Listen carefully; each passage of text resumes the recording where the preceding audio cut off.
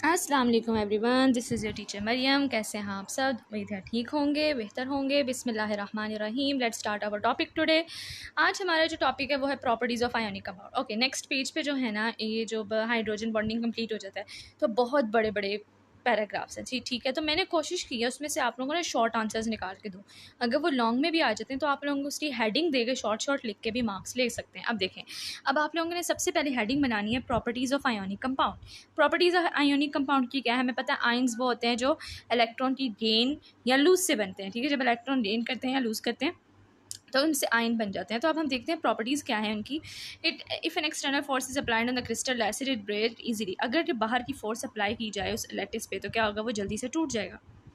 It that if it shows that ionic solids are highly brittle. Brittle का मतलब है टूट जाना। ये बताता है कि बहुत हल्के से होते हैं, उन पर ज़रा सा दबाव जाए तो टुकड़े टुकड़े हो जाता है। In the solid form ionic compounds do not conduct electricity. जब तक आयन सॉलिड फॉर्म में होते हैं वो कभी भी इलेक्ट्रिसिटी कंडक्ट नहीं करते, बिकॉज क्योंकि उनके आयन्स टाइटली एक दूसरे के साथ जुड़े होते हैं और मूव नहीं कर सकते। How ever in the molten state, लेकिन जैसे वो मोल्टन स्टेट में जब उनको पिघलाते हैं या उसमें थोड़ा सा पानी ऐड करते हैं, आयन्स गेट फ्री, आयन्स अलहदा हो जाते हैं और फिर वो क्या करना स्टार्ट कर देते हैं, इलेक्ट्रिसिटी कंडक्ट करना स्टार्ट कर देते हैं।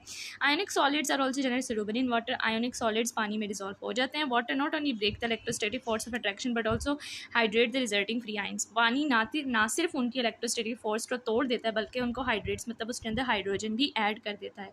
अच्छा, एक चीज़ ना, ये तो होगी ना प्रॉपर्टीज़ ऑफ आयोनिक कंपाउंड। इसमें से आपको 3 या 4 भी लिखेंगे ना तो आपको मार्क्स मिल जाएगा। ठीक है, एज अ शॉर्ट या लॉन्ग। एक मेरे से ना मिसिंग हो रहा है, डिफाइन क्रिस्टल लैटिस। हाँ जी, ये वाला यहाँ पे एक शॉर्ट आंसर है क्रिस्टल लैटिस। और मैं बताती हूँ उसमें क्या है। डिफाइन क्रिस्टल लैटिस जब आएगा तो आप लोगों ने क्या करना है,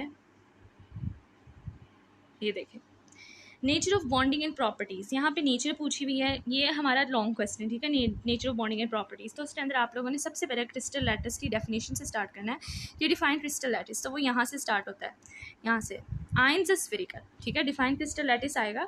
ions is spherical and oppositely charge. एक तो वो गोल गोल होते हैं, स्फेरिकल शेप में होते हैं और उनके ऊपर ऑपोजिट चार्जेस होते हैं, और पॉजिटिव नेगेटिव दोनों। They can surround each other from all the sides. वो हर जगह से एक दूसरे को सराउंड करते हैं। Ionic bonds are non directional, इनकी कोई खास डायरेक्शन नहीं होती। This arrangement of ion is called crystal lattice. ये हमारे पास किसकी डेफिनेशन होगी, डिफाइन क्रिस्टल लैटिस की। ओके, और ऊपर से अगर किसी ने लॉन्ग याद करना है तो वो देख लें क्या है। Ionic compounds opposite charge ions held together by strong electrostatic force of attraction in the form of crystal lattice. कह रहे हैं आयोनिक कंपाउंड कैसे बनते हैं। इलेक्ट्रोस्टैटिक फोर्स मतलब इलेक्ट्रॉन्स आपस में ट्रांसफर हुए होते हैं, शेयर हुए होते हैं, अट्रैक्शन होती है जिसकी वजह से क्रिस्टल्स बना देते हैं जिसको हम क्रिस्टल लैटिस कहते हैं। क्योंकि आयंस जो होते हैं रिजिड होते हैं, मजबूत होते हैं। Ionic compound such compounds there exist in the form of very stable solid. इस वजह से वो स्टेबल सॉलिड्स के तौर पे एग्जिस्ट करते हैं with significantly high melting point. उनका मेल्टिंग पॉइंट भी बहुत ज़्यादा आता है। तो डिफाइन क्रिस्टल लैटिस का आयन से आप लोगों ने, मैं बता रही बार बार डेफिनेशन, जब भी आपने लॉन्ग क्वेश्चन स्टार्ट करना है तो सबसे पहले क्रिस्टल लैटिस की आपने डेफिनेशन देनी है, हेडिंग देनी है। ओके, सबसे पहले हो गया आयोनिक कंपाउंड क्रिस्टल लैटिस। अब उसके बाद देखते हैं कि नेक्स्ट क्या है हमारे पास। प्रॉपर्टीज़ भी हो गई हैं। नेक्स्ट हमारे पास है हाउ वाटर हाइड्रेट्स आयन। जिस तरह हमने ऊपर प्रॉपर्टीज़ में पढ़ा था ना, पानी आयंस को हाइड्रेट्स देता है। हाइड्रेट्स का मतलब होता है उसमें हाइड्रोजन ऐड कर देते हैं। देखें NaCl था हमारे पास, ये H2O है। अब पानी जब हमने NaCl में डाला तो ये देखें Na के साथ OH के बॉन्ड बन गया, ये भी वाटर का बॉन्ड, ये भी वाटर का बॉन्ड, ये भी वाटर का बॉन्ड। सोडियम के साथ भी वाटर का बॉन्ड बन गया। क्लोरीन के साथ भी देख सकते हैं वाटर का बॉन्ड बना हुआ है, ये भी वाटर का बॉन्ड बना हुआ है। इसका मतलब ये है कि आयंस के अंदर हाइड्रोजन ऐड कर दिए गए जिसको बोलते हैं हाइड्रेटेड आयंस। ओके, अब ये भी क्वेश्चन होता है what how water hydrated ions, किस तरीके से पानी आयंस को हाइड्रेट कर देता है। In the molten state the ions get free and start conducting electricity. Electricity उसमें से गुजरना शुरू हो जाती है जैसे उसमें पानी जाता है, क्योंकि आयंस अलग-अलग हो जाते हैं। Ionic solids are also generally soluble in water. Ionic solids पानी में डिजॉल्व हो जाते हैं। Hydrates that is water not only break the electrostatic. यहाँ से आप लोगों ने इसका आंसर स्टार्ट करना है।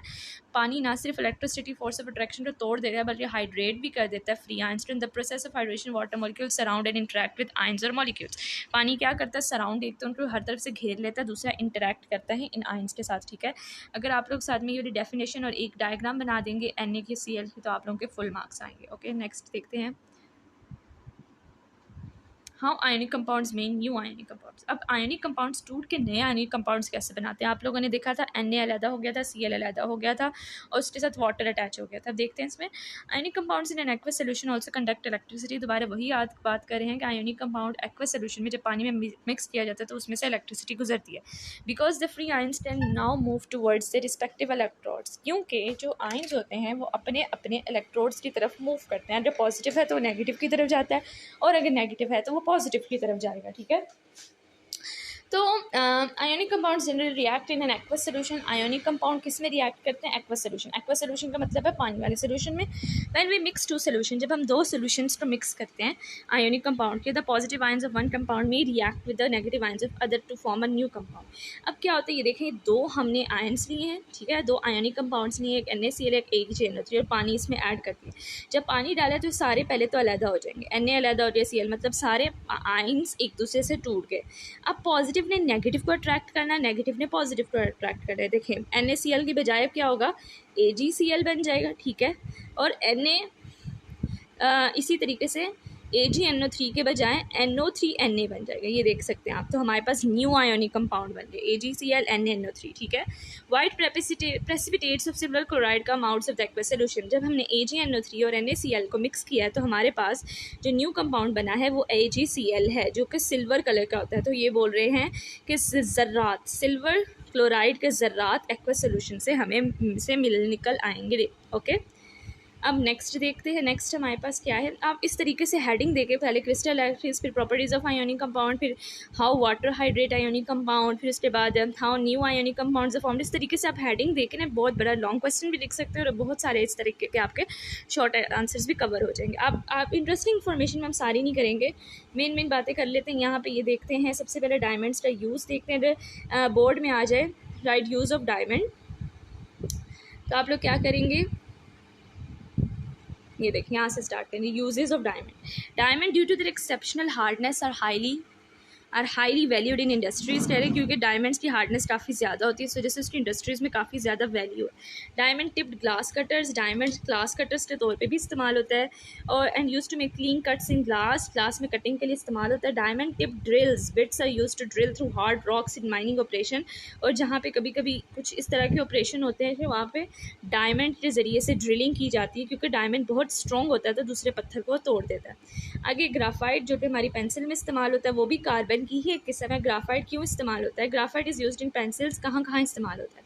ग्राफाइट पेंसिल्स में इस्तेमाल होता है, पॉलिशेस में इस्तेमाल होता है, क्रूसिबल्स में इस्तेमाल होता है। Graphite electrodes are used in battery, हमारी बैटरियों में इस्तेमाल होता है। इलेक्ट्रिक फर्नेसेस फॉर स्टील, जब स्टील बन रहा होता है तो फर्नेसेस में इस्तेमाल होता है।